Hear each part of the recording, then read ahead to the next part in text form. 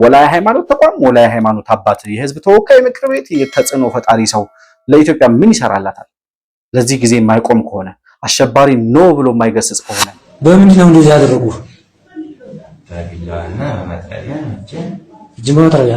በመጥረቢያ ምን የምታየው ቃሉ እሺ ጆሮንስ የራሳቸውን ህዝብ እንደዚህ በአሰቃቂ ሁኔታ እጅ እየቆረጡ ስላሳዩአቸው እንኳን ደስ አላችሁ ማለት እፈልጋለሁ። የመንደር ኮበሌ በሬውን ሸጥና ፋኖ ነኝልና ማታ ማታ ይገባና መቀጥቀጥ 300 ብር 3 አሳ ስንዴ። አቶ ደሳለኝ ጫኔ ዶክተር ደሳለኝ ጫኔ ማለት ስለሚከብደኝ ነው። መንግስት ላይ አፉን የሚከፍተው ደሳለኝ ጫኔ አሸባሪ ቡድን እጅ ሲቆርጥ አንድም ቃል አልተነፈሰም። ዛሬ ደግሞ ተደግሟል። ማን ነው የሚያደርገው? ሻለቃ እየተዋላ መልኩ ነው። ሻለቃ የምትባለውን ዛሬ አስገድዷል፣ ያደፍሯል። አንድ ልጇን የ17 ዓመት ልጇን እየተረባረቡ ደፍረው የገደሉ ሰዎች ናቸው። ሴት ልጇን ደፍረው እናቷን ገድለው የሄዱ ሰዎች ናቸው። አማራን ጨፈጨፈ ሲባል የነበረው ሸኔ ነው። ሄዱ አንድ ሸኔ ገደለ እንዴ? እዚህ ተንበቆቁት ብሎ እኮ ነው የአገሩን አባቱን በሬ እያረደ የሚበላው። ሆድ ቁርጠት ወይ ራስ ምታት ይይዛቸዋል እና ያኔ ምንድነው የሚሉት? ሆድ ቁርጠትም ተወኝ፣ ራስ ምታት ተወኝ፣ አርሼና ምርቼ ሀገር ቀላቢ ነኝ የሚሉ ገበሬ ናቸው። አንድ ቤት አሁን ምን አድርገዋቸው ነው ይሄን ያህል? እንደው ሴት አልጠፋ ሴት አለበት ነው የከረሙ። ይሄን ያህል ምንድነው ጉዳያቸው? ምንድነው ፍራቻው? መንግስት እንዲያርግ እያሉ መረጃን ትዕዛዝና መመሪያ የሚያስተላልፉ የእምነት ተቋማት ይህንን አሸባሪ ቡድን በገሃድ በግላጭ ወጥተው ለመገሰጽና ለመገዘት የቸገራቸው ጉዳይ ምንድነው?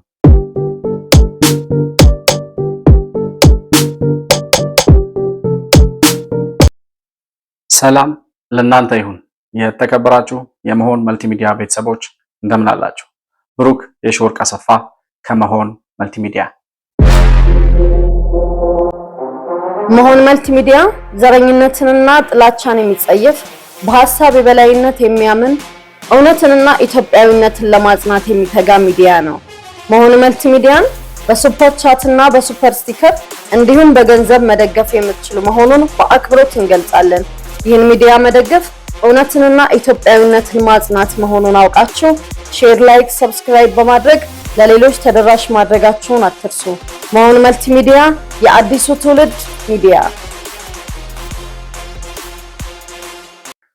በዛሬው ፕሮግራማችን በአማራ ክልል እየተንቀሳቀሰ የሽብር ወንጀል እየፈጸመ የሚገኘውን የአማራው ሸኔ የተባለውን የሽብር ቡድን አስመልክቶ የተወሰኑ መረጃዎችን እየተለዋወጥንና ከማን ምን ይጠበቃል የሚሉ ጥያቄዎችን እያነሳን ቆይታ የምናደርግበት ፕሮግራም ይኖረናል።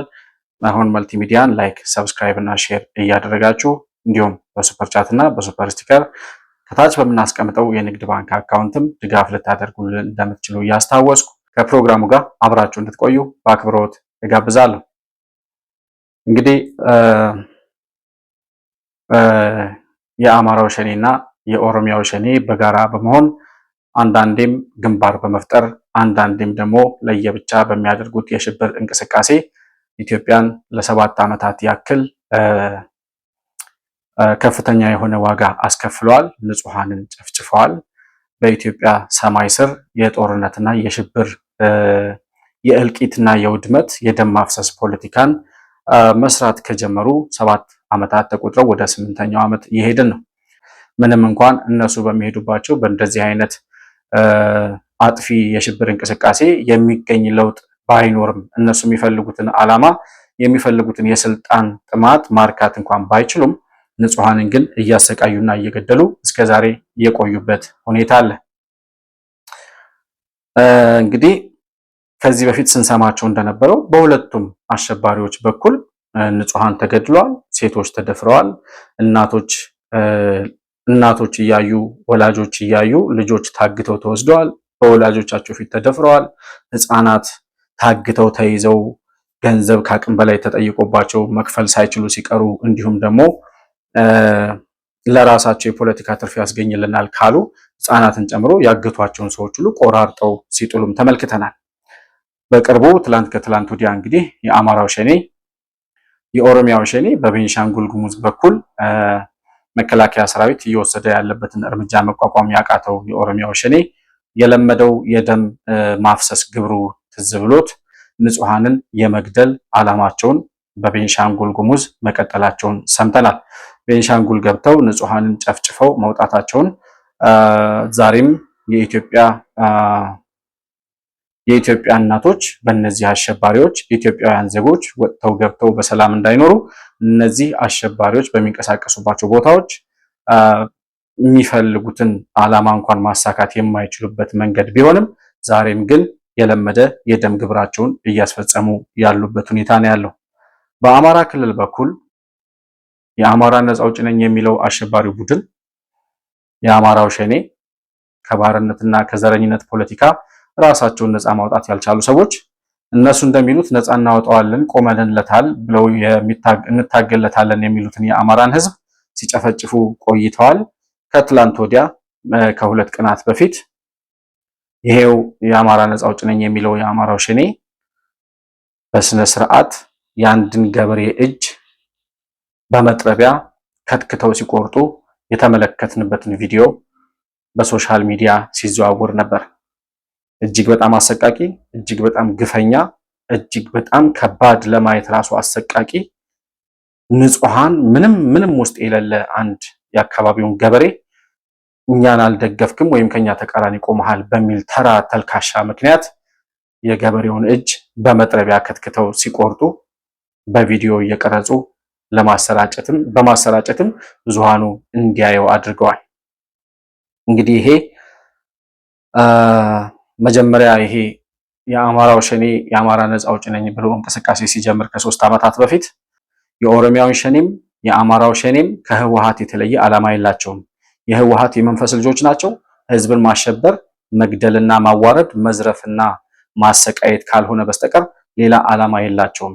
እነዚህን አካላት በእንጭጩ መቅጨት ያስፈልጋል ስንል የዘር ፖለቲካ ፋሽን የሆነባቸው የአማራ አክቲቪስቶችና ጽንፈኛ ፖለቲከኞች እነዚህን ሰዎች አበረታተው ዶላር አዋጥተው እየላኩ መሳሪያ በኤርትራና በሱዳን በሶማሊያ በኩል እያስገቡ ነፃ አውጪዎች ናቸው ብለው ያደራጇቸው አይዟችሁ ብለው አጀግነው ከየመንደሩ በሬውን ሽጦ መሳሪያ የገዛውን ፈሪ ጎረምሳ ሁሉ እንደ ጀግና ቆጥረውና አጀግነው ወደ ጫካ ካስገቡ በኋላ የራሳቸውን ህዝብ እንደዚህ በአሰቃቂ ሁኔታ እጅ እየቆረጡ ስላሳዩአቸው እንኳን ደስ አላችሁ ማለት እፈልጋለሁ። እነዚህን አሸባሪዎች የሚደግፉትን በተለይ በዳያስፖራ ወገን ያሉትን ጽንፈኛ ፖለቲከኞች ማለት ነው። አገር ውስጥም ከሀገር ውጭም ያሉ ይህንን ቡድን የሚደግፉ ሰዎች ዓላማው ይሄ ነበር። ፋኖ የምትሉት የአማራው ሸኔ እንቅስቃሴ ሲጀምር ዓላማው ዜጎችን መግደልና ማፈናቀል፣ መዝረፍና ማሰቃየት፣ ገበሬው አምርቶ እንዳይበላ፣ ነጋዴው እንዳይነግድ፣ ተማሪው ትምህርት ቤት ሄዶ እንዳይማር፣ ደንቆሮ የሆነ ትውልድ ለማፍራት የህወሓትን የዘረኝነት ፖለቲካ ድጋሚ በኢትዮጵያ ሰማይ ስር ለማምጣት የሚሰራ ነው ተው ብለን ስንናገር የነበረው ለዚህ ነበረ። እንታገለለታለን የሚሉትን ህዝብ እንኳን ምን ይለናል የሚለውን ነገር ሳይፈሩ በአደባባይ በጠራራ ፀሐይ ምንም ውስጥ የሌለ አፈር ገፍቶ የአካባቢውን ህዝብና ማህበረሰቡን የሚቀልበውን ያንን ገበሬ ምንም በሌለበት ምንም በማያውቀው እጁን በመጥረቢያ ከትክተው ሲቆርጡ ስንመለከት አልሸባብ ምን አደረገ? ቦኮ ሐራም ምን አደረገ? አልቃኢዳና አይሲስ ከዚህ በላይ የፈጸሙት ወንጀል አለ ወይ የሚያስብል በኢትዮጵያ ሰማይ ስር እስከዛሬ ድረስ ሆኗል ብሎ ለማመን የሚከብድ ሆኖ ሊሆን ይችላል። እስከዛሬ ግን በዚህ ደረጃ ላይ ያላየ ነው የግፈኝነትና የሰቆቃ መጨረሻ ጥጉ ድረስ ሂደው በዚህ አይነት ደረጃ የንጹሃን ደም እያፈሰሱ በማየታችን አንደኛ ማንነታቸው እንደዚህ እየተገለጠ በመምጣቱ እና እነዚህን ሰዎች የሚደግፉ ሰዎች ነፃ አውጪዎች ናቸው የሚሉትን ካባቸውን ቢያንስ ከዚህ በኋላ አውልቀው ከጣሉ ማንነታቸው እንደዚህ መገለጡ ጥሩ ሆኖ እያለ ነገር ግን የዛን ንጹህ ገበሬ የተቀረጸው ቪዲዮ ሆኖ ነው እንጂ ይሄ መዋዘ ጥበባት ዲያቆን ዳንኤል ክብረት ፌስቡክ ላይ እንደጻፈው በየጊዜው ከነዚህ ከአሸባሪው የአማራው ሸኔ የሚማረኩ ታጣቂዎችና ጽንፈኞች ሞባይላቸው ሲፈተሽ እጅግ በጣም አሰቃቂ የሆኑ ቪዲዮዎች እንደሚገኙበት ሲናገር ፌስቡክ ላይ ለጥፏል። ምን ማለት ነው? ወዴት ነው እየተሄደ ያለው? ምንድነው እየተፈጸመ ያለው? በእንደዚህ አይነት ደም ማፍሰስ የንጹሃንን እጅ በመቁረጥ አንድ ገበሬ እኮ የሀገሬ ገበሬ አሁንም ዳንኤል ክብረትን ልጥቀስና ዲያቆን ዳንኤል ሲናገር ስለ አንድ ገበሬ እርሻቸውን እያረሱ ወይ አረም እያረሙ ሆድ ቁርጠት ወይ ራስ ምታት ይይዛቸዋል እና ያኔ ምንድነው የሚሉት? ሆድ ቁርጠትም ተወኝ፣ ራስ ምታት ተወኝ፣ አርሼና ምርቼ ሀገር ቀላቢ ነኝ የሚሉ ገበሬ ናቸው። ገበሬ ማለት እዚህን ያክል ነው። ቤተሰቡን ብቻ ሳይሆን አካባቢውን፣ ሀገርን አጠግባለሁ ብሎ መሬት ሲገፋ የሚውል ምስኪን ኢትዮጵያዊ ዜጋ ነው። እንደዚህ አድርጎ በአሰቃቂ ሁኔታ የገበሬን እጅ አስቀምጦ ድንጋይ ላይ በመጥረቢያ ከትክቶ በመቁረጥ የሚገኘው ትርፍ ምንድን ነው? እኔ ለአሸባሪዎቹ አይደለም የምጠይቀው፣ ለኦሮሞው ሸኔም ለአማራው ሸኔም አይደለም የምጠይቀው። እነሱ ደም በማፍሰስ የደም ማፍሰስ ግብራቸውን እያስፈጸሙ ነው። የኢትዮጵያ ጠላቶች የሚልኳቸውን ታሪካዊ ጠላቶቻችን ውጭ ካሉ ጽንፈኛ ዳያስፖራዎችና አገር ውስጥ ካሉ ተላላኪዎቻቸው ጋር በጋራ ሆነው ኢትዮጵያን የማፍረስ አጀንዳቸውን እየሰሩ ነው። ነገር ግን እነዚህን ሰዎች የሚደግፈው ዶላር እያዋጣ የሚልከው መሳሪያ የሚገዛው ምን እንዲያደርጉለት ፈልጎ ነው? እውነት ገበሬው በዚህ ደረጃ እንዲገደል፣ እንዲሰቃይ፣ እጁ እንዲቆረጥ ተፈልጎ ነው? አሁን በዚህ አይነቱ እንቅስቃሴ የገበሬውን ህይወት፣ የአካባቢው ማህበረሰብ የነጻነት ዘመን ማርዘም፣ ከነዚህ አሸባሪዎች ነፃ እንዲወጣ የበኩላችንን ከማድረግ ይልቅ የአማራ ክልል ገበሬ በሰቆቃና በጭንቀት እንዲኖር ከማድረግ ባለፈ አሁን በዚህ እንቅስቃሴ መንግስት ይወገዳል፣ የመንግስት ስልጣን ይነቃነቃል ብሎ የሚያስብ ሰው ካለ በድንቁርና ዓለም የሚኖር የደናቁርት መጨረሻ ብቻ ነው። እንግዲህ እነዚህ አሸባሪው ፋኖ ማነው የአማራው ሸኔ እጁን የቆረጡት ያ ንጹህ ገበሬ በአሁኑ ሰዓት የሚገኘው እዛው በአካባቢው የሚገኝ ሆስፒታል ውስጥ ነው። በግልጽ ያለበት አካባቢ ቦታው የት እንደሆነ ሆስፒታሉ የት እንደሆነ በግልጽ አልታወቀም፣ ወይም እኔ አልደረሰኝም መረጃው። ነገር ግን ሆስፒታል ሆኖ እየታከመ ያስተላልፈው መልእክት አለ። አህመድ የሚባለው የዴዳ ነው። እዛው ከረገች አህመድ እሺ። ቃሉ የሚባለው እዛ ሽከታ ቃሉ ለማ ቃሉ ጣሰው ምን አረክ ብሎ ነው እንትን ያሉ ተርገና መጣው። እነሱ ጋር ብዙ ቆይተ ነበር። ሮሄርኩኝ ሙሲባለ ወይዛ ዙርስኪ አርበዴሲ ቀዲያኔ ነው ተያየ። የት ነው ያገኙህ? ክሬ 010 የጃማው ልጅ ነው። የጃማው አዋጀ ዋናቸው ማን ነው ባለው? ጣሰው አፍንጫው ላይ ሳት ነገር ተቃጥሏል። ቀይረች ጎሽ የለም። እነሱ ታች መሰሉ። እነሱ የሉም። እንደዚህ እኮ ታች ናቸው። እነሱ ጋር ገብተህ ነበር እንዴ? በምንድን ነው እንደዚህ ያደረጉህ? በቢላዋና በመጥረቢያ እንጂ እጅ በመጥረቢያ በመጥረቢያ ምን የምታየው? ቃሉ እሺ። ጆሮንሳ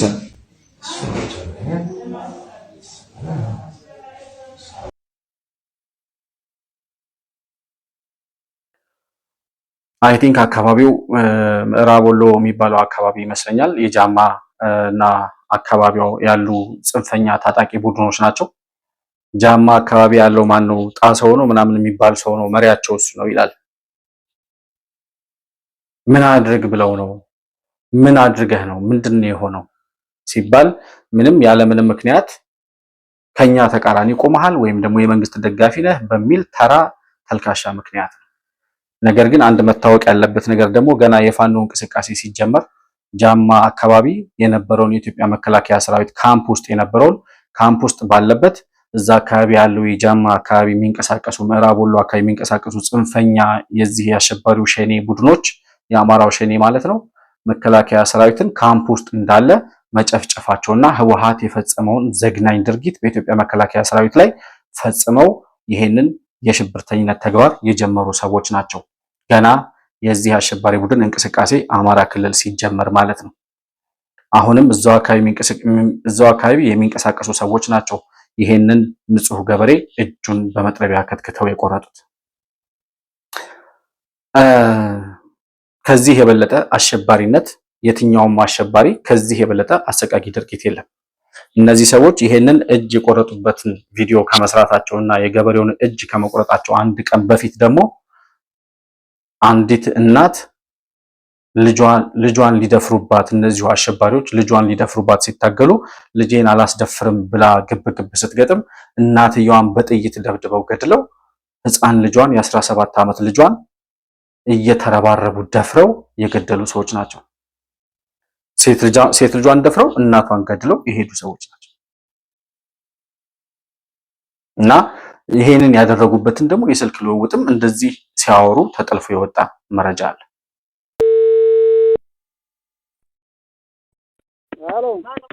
ሄሎ ወየ አለ እንዴት ነው? ሰላም ነው አለው። ደህና ነው። ሰላም ነው ይመስል ሰላም ነው አለው። እኔማ ቁጥር አንድ መቼ ገባሁ አይደለም።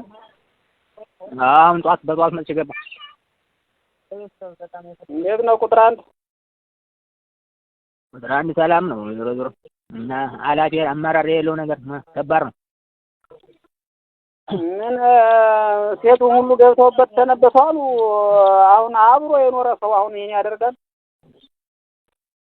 እስማ አማራ መሆኔ ራሱ ዛሬ አስጠላኝ። ያሳዝናል በጣም። በቀደም እያለቀሱ ደውለውልኛል። ኧረ በቀደም ዛሬ ደግሞ ተደግሟል። ማን ነው የሚያደርገው? ሻለቃ እየተዋለ መልኩ ነው። ሻጸዴ የምትባለውን ዛሬ አስገድዷል፣ አደፍሯታል። ሻጸዴ የምትባለው የትኛው ነው? እቺ ባንቺ ዘመድ ሻጸዴ የምትባለው እሷን ደግሞ ዛሬ ደግሞ እንትን አላት። ዛሬ በቀደመ ነብሬ ነበር፣ ዛሬ ደግሞ መልኩ ነው እጀቷ ባለበት ለዛሬ የሚያነጋ ትናንትና ማታ አጼሌ አስገድዷ ስደፍሯት አሁን ልጅ ወድቃ ሀቤት ነው ተኝታ ያለች ወድቃ አንድ ቤት አሁን ምን አድርገዋቸው ነው ይሄን ያህል? እንደው ሴት አልጠፋ ሴት አለበት ነው የከረሙ። ይሄን ያህል ምንድነው ጉዳያቸው? ንጹሃንን በአሰቃቂ ሁኔታ በአሰቃቂ መንገድ ያውን በቪዲዮ እየቀረጹ ማህበረሰቡ እንዲያይ ዓለም እንዲያይ አድርገዋል። በራሳቸው ጊዜ ንጹሃንን በአሰቃቂ ሁኔታ ገድለዋል። እናትን ገድለው ሴት ልጅን ደፍረው ሂደዋል። ንጹሃንን በየአካባቢው በተለይ ህፃናትን እያገቱ ገንዘብ እየጠየቁ የፈለጉት ገንዘብ ሳያገኙ ሲቀሩ እነዛን ህፃናት ቆራርጠው ሲጥሉ ጎንደር አካባቢ፣ ጎጃም አካባቢ የተሰሙ በጣም ብዙ አሰቃቂ ዜናዎች አሉ። ከዛም ሲቀጥል በየዕለቱ የንጹሃን ደም እየፈሰሰ ንጹሃን እየተገደሉ የእምነት ተቋማትን እያቃጠሉ በአጠቃላይ በኢትዮጵያ ሰማይ ስር የሽብርና የእልቂት ፖለቲካን ለማንገስ የሚችሉትን ሁሉ እያደረጉ ነው ያሉት። ከዚህ በላይ ማንኛውም አሸባሪ ያደረገው ይሄንን ነው። ዓላማው አንድና አንድ ነው። ዓላማው አንደኛ በአካባቢው ያለውን ማህበረሰብ ማሸበር ነው። የአማራን ህዝብ እንዲሁም በአጠቃላይ ይሄን ቪዲዮ የሚያየውን የኢትዮጵያን ህዝብ ማሸበር እና እነሱን እንዲፈራ ተሸማቆ እንዲኖር ከመንግስት ጋር እንዳይተባበር እነሱን እየጠቆመ ለመንግስት የሚያደርገውን ትብብር እንዲያቆም ለማስፈራራት የተደረገ ነው። ሲቀጥል ደግሞ እንደዚህ አይነት የሽብር እንቅስቃሴን በማድረግ አንደኛ መንግስት እነሱ ላይ የሚያደርሰውን እንቅስቃሴ እነሱ ላይ እየወሰደ ያለውን እርምጃ እንደ በቀልም ይጠቀሙበታል። በዛ ሁኔታ ይሄንን ትግል ይሄንን የነጻነት እንቅስቃሴ መከላከያ እየወሰደ ያለውን እርምጃ መንግስት እየተከተለ ያለውን አካሄድ በዚህ አይነት ሁኔታ የገበሬን እጅ በመቁረጥ ማስቀረትና ማስቆም ማህበረሰቡንስ እነሱ ጋር እንዲሰለፍ ማድረግ ይቻላል ወይ? እነሱ ይሄን የሚያስብ ጭንቅላት ስለሌላቸው ለነሱ ማስረዳትም አያስፈልግም። ነገር ግን ይህን ሁሉ የሽብር እንቅስቃሴ እያደረገ ያለ አሸባሪ ቡድን ለምንድን ነው በሽብርተኝነት የማይፈረጀው? እስካሁን የኦሮሚያው ሸኔ በሽብርተኝነት መፈረጁን አውቃለሁ፣ ወይም በአሸባሪነት ተፈርጇል። ነገር ግን የአማራው ሸኔ በሽብርተኝነት የማይፈረጅበት ምክንያት ምንድን ነው? በዓለም ላይ ዩናይትድ ኔሽን የዓለም የተባበሩት መንግስታት ማለት ነው፣ የአውሮፓ ህብረት፣ የአፍሪካ ህብረትና ዩናይትድ ስቴትስ ኦፍ አሜሪካ የተስማሙባቸው 10 የሽብርተኝነት መገለጫ መስፈርቶች አሉ። እነዚህን 10 መስፈርቶች ስንመለከት ፋኖም ሆነ የአማራው ሸኔም ሆነ የኦሮሚያው ሸኔ እነዚህን 10 መስፈርቶች ከበቂ በላይ ያሟላሉ። ዓለም የተስማማባቸውን 10 መስፈርቶች በየቀኑ በየዕለቱ የዕለት ተዕለት ስራቸው አድርገው እየቀጠሉ ያሉ ሰዎች በሽብርተኝነት የማይፈረጁበት ምክንያት ምንድነው? አሁን መንግስት እየወሰደ ያለው መከላከያ ሰራዊት እየወሰደ ያለው እርምጃ ከአቅማቸው በላይ የሆነ ስለሆነ እየተፈረካከሱ እየጠፉ ተስፋ እየቆረጡ ስለሆነ ያጥፍቶ መጥፋት እንቅስቃሴ እየሰሩ ናቸው ያሉት። አሁንም እያደረጉ ይቀጥላሉ። ከዚህም በኋላ እነዚህ አሸባሪዎች መከላከያ እየደረሰ እየደመሰሰ እጅ የሚሰጠው እየሰጠ የሚማረከው እየተማረከ ነገር ግን እጅ መስጠትም መማረክም ያልፈለገው ደግሞ ንጹሃንን እየገደለ በአሰቃቂ ሁኔታ እንደሚቀጥል እስከሚጠፉ ድረስ እንጠብቃለን። መንግስት ግን ይሄንን የሽብር እንቅስቃሴ በአፋጣኝና በሚችለው አቅም ሁሉ ተረባርቦ ንጹሃኑን መታደግ፣ የዜጎችን ሰላም ማረጋገጥ አሁንም በቀዳሚነት የመንግስት ድርሻ ነው። በመቀጠል ግን 4 አካላት ለዚህ ጉዳይ መልስ መስጠት አለባቸው ብዬ አስባለሁ። አንደኛ፣ አሁን እንዳልኩት የመጀመሪያው የዜጎችን ሰላምና ደህንነት ማስጠበቅ ያለበት የመጀመሪያው አካል መንግስት የሚባለው አካል እስከሆነ ድረስ እነዚህን ሰዎች በገቡበት ገብቶ መደምሰስና የህብረተሰቡን የማህበረሰቡን ሰላም ማረጋገጥ ከመንግስት የሚጠበቅ ቀዳሚ ተግባር ነው። በሁለተኛ ደረጃ ግን አሁን ይህንን ፕሮግራም ልሰራ አንዳንድ መረጃዎችን ስፈልግ የእምነት ተቋማት የእስልምናንም የኦርቶዶክስንም የፕሮቴስታንትንም ፔጆች ገብቼ ተመልክቼ ነበር። የኢትዮጵያ የእምነት ተቋማት ጉባኤ የሚባለውን ተቋምም ገብቼ አይቼ ነበር። ኦሮሚያ ክልል ያለው የኦሮሚያው ሸኔ ቤንሻንጉል ውስጥ ስለገደላቸው ንጹሃን፣ አማራ ክልል ላይ እጅ ስለሚቆርጡት የአማራው ሸኔዎች አንድም ያወጡት መግለጫ የለም። ምንም ያሉት ነገር የለም።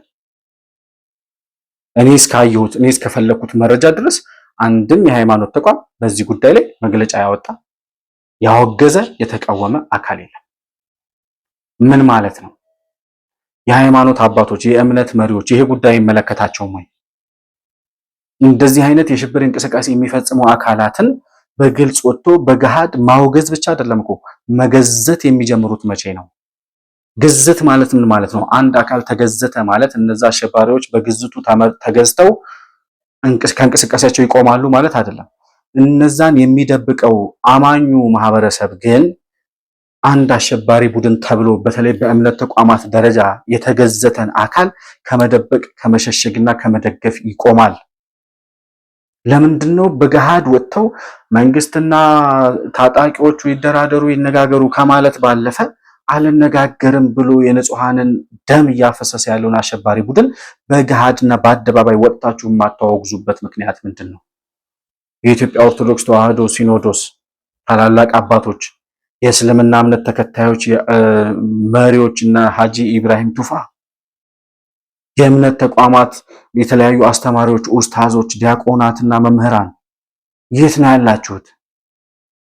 ምንድነው የምትጠብቁት? ምንድነው ፍራቻው? መንግስት እንዲያርግ እያሉ መረጃ ትዕዛዝና መመሪያ የሚያስተላልፉ የእምነት ተቋማት ይህንን አሸባሪ ቡድን በገሃድ በግላጭ ወጥተው ለመገሰጽና ለመገዘት የቸገራቸው ጉዳይ ምንድነው? የንጹሃን ደም ነው የሚቀድመው ወይስ የሶሻል ሚዲያ አብዮት የነዛ የአሸባሪዎች ድጋፍ የአሸባሪዎቹ ተቃውሞ ይነሳብናል የሚል ፍራቻ ነው? አባቶች እኔ እስከማውቀው ድረስ የእምነት ተቋማት መሪዎች ከዚህ ጉዳይ በላይ የሚመለከታቸው ጉዳይ የለም። አንድ ነገር ኮሽ አለ ብለው ከንፋስ እና ከብርሃን ፍጥነት በላይ ፈጥነው በመንግስት ላይ መግለጫ የሚያወጡ የተለያዩ የእምነት ተቋማት መሪዎች የኢትዮጵያ ኦርቶዶክስ ተዋሕዶም ፕሮቴስታንትም የእስልምና ጉዳዮችም የኢትዮጵያ ሃይማኖት ተቋማት ጉባኤ አሸባሪዎቹን የአማራው ሸኔና የኦሮሚያ ሸኔ የሰላም እጅ ተዘርግቶላችሁ አንደራደርም ብላችኋል፣ አንነጋገርም ብላችኋል፣ የህዝብን ደም እያፈሰሳችሁ ቀጥላችኋል። ከዚህ በኋላ ግን እናንተ የምታደርጉት ነገር የተገዘተ ነው። ከዚህ በኋላ እናንተ ላይ የሚወሰደውን መንግስት የሚወስደውን እርምጃ እንደግፋለን፣ አጠናክሮ መቀጠል አለበት ብሎ ከማህበረሰቡ ጎን የማይቆሙበት ምክንያት ምንድነው? የሃይማኖት መሪዎች ይህን ጥያቄ ራሳቸው የእምነት ተቋማቱ መሪዎችና የሃይማኖቱ አባቶች ሊመልሱልን ግድ ነው ብዬ አስባለሁ። በሁለተኛ ደረጃ ተጽዕኖ ፈጣሪ ሰዎች ህዝብ የሚሰማቸው ይህንን አካል ወጥቶ በአደባባይ ማውገዝና ኖ ትክክል አይደለም ብሎ ከህዝብ ጎን መቆም። ይሄ እኮ ከመንግስት ጎን መቆም አይደለም። ባይዘው መንግስት ባይዘው ደጋፊም አይፈልግም። አሁን እኛ እንደዚህ ብለን ስናወራ የብልጽግና ደጋፊ ምናምን ያበቹ ደጋፊ አብቹም ደጋፊ አይፈልግም፣ ብልጽግናም ደጋፊ አይፈልግም። ስራው ነው ደጋፊው። ይሄንን ማድረግ ከንጹሃን ከማህበረሰቡ ከዜጎች ጎን መቆም እንጂ ከአንድ መንግስት ጎን መቆም አይደለም። ስለዚህ ህዝብ ይሰማኛል፣ ተጽዕኖ ማምጣት ለውጥ ማምጣት እችላለሁ፣ ተጽዕኖ ፈጥራለሁ ብላችሁ የምታስቡ አርቲስቶች፣ ደራሲያን፣ የተለያየ ሃይማኖት ተቋማት መሪዎችና አስተማሪዎች፣ በተለያየ ዘርፍ ያላችሁ ህዝብ የሚያዳምጣችሁ አካላት በገሃድ በአደባባይ ወጥታችሁ የምታወግዙት ከዚህ በላይ በመጥረቢያ እጅ ከመቁረጥ በላይ ምን አለ? ምንድነው ዝምታው? ምንድነው ፍራቻው? መቼ ነው ከህዝብ ጎን ቆማችሁ አንድ ነገር ስትሉ ምን ሰማችሁ? ይሄንን ተጽዕኖ እንፈጥራለን፣ ህዝብ ይሰማናል የምትሉ ሰዎች እንድትመልሱልን እንፈልጋለን። በአራተኛ ደረጃ የህዝብ ተወካዮች ምክር ቤት ህዝብ የወከላችሁ የህዝብ ተወካዮች የተወካዮች ምክር ቤት አባላት ምንድነው የምትሰሩት? አቶ ደሳለኝ ጫኔ ዶክተር ደሳለኝ ጫኔ ማለት ስለሚከብደኝ ነው። መንግስት ላይ አፉን የሚከፍተው ደሳለኝ ጫኔ አሸባሪ ቡድን እጅ ሲቆርጥ አንድም ቃል አልተነፈሰም። መንግስት ከዜጎች ጋር ይደራደር፣ ሰላም ይምጣ የሚሉት የፖለቲካ የተቃውሞ ፖለቲካ መሪዎች ወይም ደግሞ በተቃውሞ ጎራ ያለው የፖለቲካ ፓርቲዎች በገሃድ ወጥተው ይሄንን በአደባባይ የታየውን እጅ ሲቆረጥ የታየውን ነገር አሰቃቂ ተግባር ሲያወግዙ አልተመለከትንም። ህዝብ ወክሎ ያስቀመጣቸው የህዝብ ተወካዮች ምክር ቤት አባላት እዛው ንጹሃን ከተገደሉበት ይሄ ገበሬ እጁ ከተቆረጠበት አካባቢ የመጡ የህዝብ ተወካዮች ምክር ቤት አባላት አሉ። ከጎጃም፣ ከወሎ፣ ከጎንደር፣ ከኦሮሚያ፣ ከሰላሌ ከምናምን የሄዱ የህዝብ ተወካዮች ናቸው ያሉት። ነገር ግን ስለ ንጹሃን ግድያ አንድም ቀን አንድ ነገር ሲሉ ሰምተን አናውቅም። ካሉም ደግሞ መንግስት ጦርነቱን ያቁም እንጂ እነዚህ አሸባሪዎች ከጦር እንቅስቃሴያቸው ከውጊያ እንቅስቃሴያቸው መቆም አለባቸው፣ ወደ ሰላም መምጣት አለባቸው ሲሉ ሰምተን አናውቅም። ማን ይወከላችሁ? ለማን ነው የተወከላችሁት? አያሳፍራችሁም ወይ? አሁን እንደዚህ የንጹሃን ደም እየፈሰሰ መንግስት ይደራደር ብለህ ልታወራ ነው? አሁንም ነገር እደራደራለሁ ከማንም ጋር እነጋገራለሁ ብሎ ዛንዚባር ድረስ የሄደ መንግስት ነው ከኦሮሚያው ሸኔ ጋር ለመነጋገር። ከአማራው ሸኔ ጋርም ለመደራደር ምንም ችግር የለብኝም ይምጡ በሰላም እንወያያለን ብሏል መንግስት። ምን ይበል ከዚህ በላይ? እደራደራለሁ እያለ ያለውን አካል አሁንም ደግሞ ነገ ስብሰባ ቢኖር ደሳለኝ ጫኔ መንግስት ይደራደር ጦርነት ያቁም ሲል እንሰማዋለን። ከዚህ በላይ ድንቁርና የለም። የወከለህን ህዝብ እንደመክዳት ይቆጠራል። ንጹሃን እንዳይገደሉ ደማቸው እንዳይፈስ ሀገር ሰላም እንድትሆን የምትፈልጉ ከሆነ ስለወከላችሁ ህዝብ ጥብቅና ቁሙ። ለአሸባሪ ቡድን ወኪል ሆናችሁ ከሆነ የገባችሁት ውጡ ከፓርላማ። ምንም አንፈልግም እናንተ እዛ ቁማችሁ ተቀምጣችሁ እንድትለፈልፉ። አይ የህዝብ ድምጽ ነን ህዝብን የወከለን የምትሉ ከሆነ ህዝቡ እያለ ያለው እንደዚህ ነው። የመንደር ኮበሌ በሬውን ይሸጥና ፋኖ ነኝልና ማታ ማታ ይገባና መቀጥቀጥ 300 ብር 3 አሳ ስንዴ ጤፍ በማዲጋ መቀበል። ይሄ እንግዲህ በኋላ ያንዱን ጠመንጃ ይነጥቃሉ። ከነጠቆ ወደ ካዳሉ ወዲያው መጋደል ነው። የእነሱን ዓላማ ለህዝብ ተነስተናል ያሉትን እያየኑ ነው። አንደባበቅም እንዴ! እዚህ ቁጭ ብሎ በሀገራችን እናውራ። የት ሄደ? አማራን ጨፈጨፈ ሲባል የነበረው ሸኔ ነው። ሄዱ አንድ ሸኔ ገደለ እንዴ! እዚህ ተንበኮ ቁጭ ብሎ እኮ ነው የአገሩን አባቱን በሬ እያረደ የሚበላው እንዴ! ጎሽ ሜዳ ላይ መንገድ ላይ እኮ እየዘጋ መኪና ሲፈትሽ ነው የሚውለው። አርሶ አደሩ እኮ ገበሬው እኮ እውነትን እንነጋገር እንጂ በሬ ሽጦ እኮ ዛሬ አሁን በሬ 100 ሺህ ብር ገብቷል። ገበሬው እኮ አርሶ አደሩ እኮ የሸጠውን ብር ይዞ ለመሄድ አልቻለም። ቁጭ ብሎ እዚህ ኪስ እየበረበረ አይደለም ለአማራ የሚታገውና። ስለዚህ በአደባባይ እየሆነ ያለውን የንጹሃን ሰቆቃና እልቂት የማይሰማችሁ የማይገባችሁ ከሆነና እናንተ ፓርላማ ቁጭ ብላችሁ የራሳችሁን በህዝብ ስም በህዝብ ውክልና ስም የተሰጣችሁን ስልጣንና ምቾት ተቀብላችሁ እየኖራችሁ ንጹሃኑ በእነዚህ አሸባሪዎች እየተገደለ አንድ መስመር መግለጫ፣ አንድ መስመር ማስጠንቀቂያ፣ አንድ መስመር ግዝት የማታወጡ ከሆነ ወላ የሃይማኖት ተቋም ወላ የሃይማኖት አባት የህዝብ ተወካይ ምክር ቤት የተጽዕኖ ፈጣሪ ሰው ለኢትዮጵያ ምን ይሰራላታል? ለዚህ ጊዜ የማይቆም ከሆነ አሸባሪ ኖ ብሎ የማይገስጽ ከሆነ አሸባሪዎቹ የአሸባሪዎቹ ደጋፊዎች እንትን እንዳይሉን እያሉ ሚል መጠመጥና ሚሸራተት መሪ ነኝ በይ ምንም አይሰራልንም። ስለዚህ የሃይማኖት አባቶች የሃይማኖት ተቋማት አሁን እነዚህን አሸባሪዎች የኦሮሚያውንም የአማራውንም ሸኔ በገሃድ ወጣችሁ ስማችሁን ጠርታችሁ የምታወግዙበት ቀንና ሰዓት አሁን። ይህን ካላደረጋችሁ ልጆቻችሁን መንጋውን እየካዳችሁ እንደሆነ ልታውቁት ይገባል ማለት እፈልጋለሁ።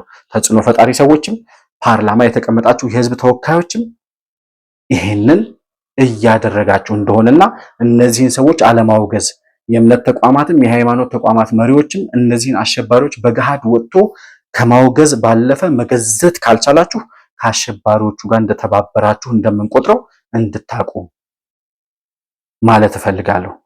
ሌላ ደም ሳይፈስ ሌላ የንጹሃን እልቂት ሳይከተል ሌላ የህፃናት መደፈርና የእናቶች ሞት ሳይሰማ እነዚህን ሰዎች ከማህበረሰቡ መነጠል ካስፈለገ እንዲነጠሉ ከተፈለገ በተለይ የሃይማኖት ተቋማት መሪዎች ወጥተው እነዚህን አሸባሪዎች በስም ጠርተው ማውገዝ መቻል አለባቸው። ከዛ በተረፈ መንግስት ከታጣቂዎች ጋር ይደራደር የሚል መግለጫ ግን አንፈልግም። አትስጡ እንደዛ አይነት መግለጫ። ይህንን ነው ማለት የምፈልገው። ለዛሬ የነበረኝ መረጃ ይህንን ይመስላል። ሌሎች አዳዲስ መረጃዎችን ይዘን ወደ እናንተ የምንመለስ ይሆናል። መሆን መልቲሚዲያን ላይክ፣ ሰብስክራይብ እና ሼር ማድረጋችሁን አትርሱ። በሱፐር ቻት እና በሱፐር ስቲከር እንዲሁም ከታች በምናስቀምጠው የንግድ ባንክ አካውንት ድጋፍ ልታደርጉልን እንደምትችሉ ለማስታወስ እወዳለሁ። ከፕሮግራሙ ጋር አብራችሁ ስለነበራችሁ እጅግ በጣም አድርጌ አመሰግናለሁ። በሌላ ፕሮግራም እስከምንገናኝ ድረስ ሰላም በያላችሁበት ለእናንተ ይሁን። መሆን መልቲሚዲያ ዘረኝነትንና ጥላቻን የሚጸየፍ በሐሳብ የበላይነት የሚያምን እውነትንና ኢትዮጵያዊነትን ለማጽናት የሚተጋ ሚዲያ ነው። መሆን መልቲሚዲያን በሱፐር ቻት እና በሱፐር ስቲከር እንዲሁም በገንዘብ መደገፍ የምትችሉ መሆኑን በአክብሮት እንገልጻለን። ይህን ሚዲያ መደገፍ እውነትንና ኢትዮጵያዊነትን ማጽናት መሆኑን አውቃችሁ ሼር፣ ላይክ፣ ሰብስክራይብ በማድረግ ለሌሎች ተደራሽ ማድረጋችሁን አትርሱ። መሆን መልቲሚዲያ የአዲሱ ትውልድ ሚዲያ